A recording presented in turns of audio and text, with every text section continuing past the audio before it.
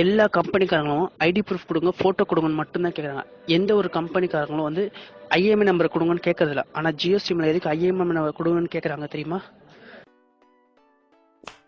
தமிழ் பேசும் அனைவருக்கும் வணக்கம். இந்த வேளையில் நம்ம பார்க்க போகிறது இந்த ஆடியோவை பற்றி தான் பேச போகிறோம்.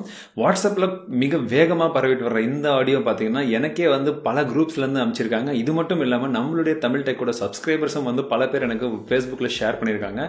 இந்த ஆடியோவில் இருக்கிறது உண்மையா, இதை பற்றின உங்கள் கருத்துக்கள் என்ன, இது என்ன நிலவரம் அப்படின்றத சொல்லுங்கள் அப்படின்னு சொல்லி கேட்டிருக்காங்க. ஸோ அதை பற்றின முழு தகவல்களை தான் நம்ம இந்த வீடியோவில் பார்க்க போகிறோம். அதுக்கு முன்னாடி தமிழ் டெக்குக்கு நீங்கள் இன்னும் சப்ஸ்கிரைப் பண்ணலன்னா உங்களுக்கே தெரியும், இப்பவே சப்ஸ்கிரைப் பண்ணிக்கோங்க. இது போல பல டெக் செய்திகளை நாம பேச போறோம். சோ வாங்க இன்னைக்கு வீடியோக்குள்ள போகலாம்.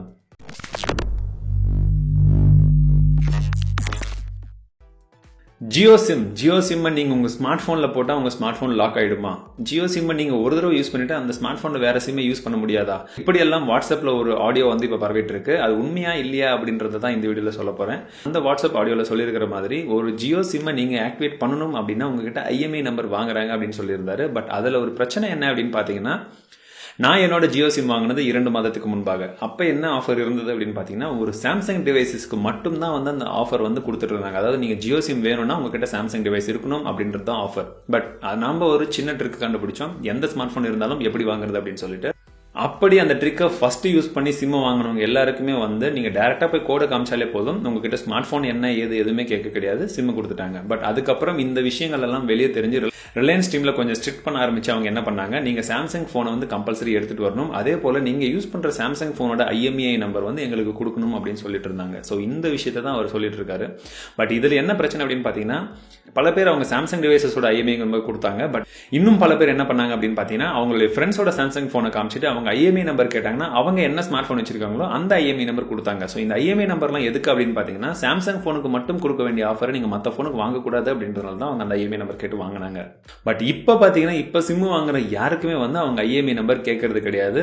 ஸோ இது மட்டும் இல்லாமல் நண்பர் சொல்ற இன்னொரு விஷயம் என்ன அப்படின்னு பார்த்தீங்கன்னா, இந்த 3 மாதத்துக்கு உங்களை அனைத்துமே வந்து இலவசமாக தந்துட்டு இருக்காங்க. அதுக்கு மிக முக்கியமான காரணம், அதுக்கப்புறம் நீங்கள் வேற எதுவுமே யூஸ் பண்ணக்கூடாது, கால் சார்ஜஸ்லேருந்து எல்லாமே ஏறிடும் அப்படி இப்படின்னு தான் சொல்லிட்டு இருக்காங்க. பட் இது ஒரு உண்மையான விஷயம் என்ன அப்படின்னு பார்த்தீங்கன்னா, ரிலையன்ஸ் ஜியோ 4G அப்படின்றது இந்தியாவில் இது வரைக்கும் 3Gயே சர்வீஸ் வந்து அந்த அளவுக்கு ஸ்ட்ராங்காக கொடுக்காத ஒரு இடத்துல கூட அவங்க 4G சர்வீசஸ் கொடுக்கணும் அப்படின்னு சொல்லி ஒரு முழு முயற்சியில் ஈடுபட்டு இருக்காங்க. அதுலேயும் முக்கியமாக பார்த்தீங்கன்னா, அவங்க வாய்ஸ் கால்ஸ்ல இருந்து எல்லாமே ஃப்ரீ பண்ணியிருக்காங்க. அது ஓல்டி டெக்னாலஜி மூலியமா. அதெல்லாமே ஆல்ரெடி ஒரு வீடியோ போட்டிருக்கேன். அந்த மாதிரி ஒரு புது டெக்னாலஜியை இந்தியாவில் ரூரல் ஏரியாஸ் வரைக்கும் அவங்க கொண்டு போகணும் அப்படின்ற அவங்க ஆசைக்கு அவங்க வந்து ஒரேடியாக அவங்க லான்ச் பண்ணாங்கன்னா, அதுவும் நீங்க காசு கொடுத்து ஒரு சர்வீஸ் வாங்கும்போது அவங்களுக்கு பிரச்சனைகள் ஏற்பட்டால் நீங்க கண்டிப்பா கொஸ்டின் கேட்பீங்கன்றது எல்லாருக்குமே தெரியும். அதனால அவங்க படிப்படியா வந்து இந்த ப்ராசஸை வந்து லான்ச் பண்ணிருந்தாங்க. இந்த ஜியோ சிம் பாத்தீங்கன்னா 1 வருடத்துக்கு முன்பாக இருந்தே வந்து படிப்படியா லான்ச் பண்ணிருக்காங்க. ஃபர்ஸ்ட் ஜியோவில் ஒர்க் பண்ணிட்டு இருக்கவங்களுக்கு தந்தாங்க, அதுக்கப்புறம் ஜியோ லிங்க்ல இருக்கிறவங்களுக்கு தந்தாங்க, அதுக்கப்புறம் தான் வந்து ஒவ்வொரு ப்ரிவியூ ஆஃபர், வெல்கம் ஆஃபர்னு சொல்லி தந்துட்டு இருக்காங்க. ஸோ இந்த 3 மாதத்திலேயே நான் யூஸ் பண்ண வரைக்குமே பாத்தீங்கன்னா, ஃபர்ஸ்ட் வர்ற ஸ்பீடு வந்து 50 Mbps 60 Mbps எல்லாம் நல்ல ஸ்பீடு வந்தது. பட் இப்போ பாத்தீங்கன்னா எல்லாருக்குமே வந்து சிம் கிடைக்க ஆரம்பிச்ச உடனே உனக்கு 6 Mbps 10 Mbps தான் வருது. இது மட்டும் இல்லாம நீங்க கால் கனெக்ஷன்ஸ் எல்லாம் பாத்தீங்கன்னா, ஏர்டெல் கூடயோ ஒரு சில நெட்வொர்க்ஸ் கூட வந்து கால் கனெக்ஷன் ஆகிறதே கிடையாது. ஒரு தடவைக்கு 4 தடவை போட்டால் மட்டும்தான் அந்த கால் கனெக்ஷன் ஆகுது. ஸோ இந்த அளவுக்கு ஒரு ப்ராப்ளம்ஸ் எல்லாம் நீங்க வந்து அபிஷியல் லான்ச் எல்லாருக்குமே வந்து நீங்க காசு கொடுத்து வாங்கும்போது ஒரு ப்ராப்ளம் வந்துச்சுன்னா எல்லாருமே வந்து ஒரு பெரிய ஏமாற்றம் அடைவாங்க அப்படின்றதுனால தான் இப்போதைக்கு எல்லாருக்குமே ஃப்ரீயா கொடுத்துட்டு என்னென்ன பிரச்சனைகள் வருது அப்படின்றத அவங்க படிப்படியா வந்து ரெக்டிஃபை பண்ணிட்டு இருக்காங்க. அதே போல நீங்க 3 மாதம் கழித்து இந்த ஆஃபர் வேண்டாம் அப்படின்னா நீங்க அந்த சிம்மை யூஸ் பண்ண வேண்டிய கட்டாயம் உங்களுக்கு கிடையாது. அப்படியே நீங்க அதுக்கு மேல நீங்க யூஸ் பண்ணணும் அப்படின்னாலும் ஜியோவோட பிளான்ஸ் எல்லாம் பல பிளான்ஸ் இருக்கு. அந்த பிளான்ல ஏதாச்சும் ஒன்று நீங்க ஃபாலோ பண்ணாதான் உங்களுக்கு ஜியோ சிம் ஆக்டிவ்ல இருக்கும். அப்படி இல்லாட்டி உங்களுக்கு அது இருக்காது. ஸோ அந்த பிளான்ஸை பத்தின இன்னும் பல தகவல்கள், ரிலையன்ஸ் ஜியோவோட இன்னும் பல விஷயங்களை வந்து நம்ம இன்னொரு வீடியோல பார்க்கலாம். ஸோ இப்போதைக்கு இந்த வாட்ஸ்அப் மெசேஜஸ்க்கு என்னோட பதில் என்னன்னு கேட்டீங்கன்னா, இந்த வாட்ஸ்அப் மெசேஜ்ல வரக்கூடிய எதுவுமே வந்து உண்மை கிடையாது. அதுலயும் மிக முக்கியமா ஜியோ டேர்ம்ஸ் அண்ட் கண்டிஷன்ஸ் நீங்க தாராளமா போய் நெட்ல போட்டு படிச்சு பார்க்கலாம். அந்த சிம்முக்குன்ற கண்டிஷன்ஸ் எதுவுமே கிடையாது. நீங்க நார்மலா எந்த சிம் வாங்கினாலும் என்ன கண்டிஷன்ஸ் கொடுத்திருப்பாங்களோ அதே போல தான் பல கண்டிஷன்ஸ் கொடுத்திருக்காங்க. 1-2 பாயிண்ட்ஸ் எக்ஸ்ட்ரா ஆட் பண்ணிருக்காங்க. இந்த ஆடியோல சொல்ற மாதிரி உங்களுக்கு ரிஸ்கான ஃபேக்டர் எதுவுமே கிடையாது.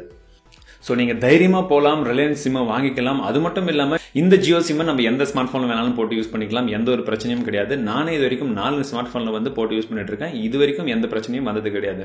இதுக்கு மேற்பட்டும் ரிலையன்ஸ் ஜியோல இருந்து அபிஷியலா ஏதாச்சும் ஸ்டேட்மெண்ட் வந்தாலோ, இதுக்கு மேல ரிலையன்ஸை பத்தின வேற ஏதாச்சும் தகவல்கள் வந்தாலோ அந்த வீடியோவை, அதை பத்தின தகவல்களை நம் தமிழ் டெக் சேனல்ல நான் எந்த அளவுக்கு விரிவா அப்டேட் பண்ண முடியுமோ அந்த அளவுக்கு விரிவா அப்டேட் பண்றேன். ஏற்கனவே சொன்ன மாதிரி வாட்ஸ்அப்ல இந்த அளவுக்கு தீயா ஒரு ஃபேக் நியூஸ் வந்து பரவிட்டு இருக்கு. ஸோ இந்த வீடியோ உங்களுக்கு பிடித்திருக்கும்னு நினைக்கிறேன். இந்த மாதிரி ஒரு வீடியோவை நீங்க ஷேர் பண்ணுங்க. அது எந்த அளவுக்கு வேகமா பரவுது அப்படின்றத நாம பார்க்கலாம். இது வரைக்கும் ஒரு நல்ல விஷயம் வந்து வாட்ஸ்அப்ல வேகமா பரவனதா எனக்கு தெரியாது. இந்த வீடியோ மூலமா உங்களுக்கு ஜியோ சிம் பத்தின உண்மையான விஷயங்கள் என்ன அப்படின்னு தெரிஞ்சிருக்கும்னு நான் நம்புறேன். அப்படி இருந்திருந்தால் இந்த வீடியோக்கு ஒரு லைக் கொடுங்க. இந்த வீடியோவை உங்க நண்பர்கள் கூட ஷேர் பண்ணுங்க. அவங்களும் ஜியோ சிம் பத்தின உண்மைகளை வந்து தெரிஞ்சுக்கிட்டோம். எந்த ஒரு பயமும் இல்லாம ஜியோ சிம் வாங்கி ஃப்ரீயா யூஸ் பண்ணிக்கிட்டோம். மீண்டும் உங்களை அடுத்த வீடியோவில் சந்திக்கிறேன். வாழ்க தமிழ், வளர்க டெக்னாலஜி.